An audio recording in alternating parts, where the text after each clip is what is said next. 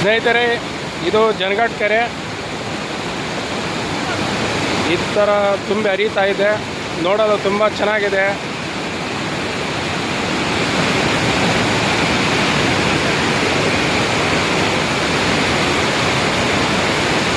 ನಾವು ಕೊಲ್ಲೂರು ಯುವಕರು ಬಳಗ.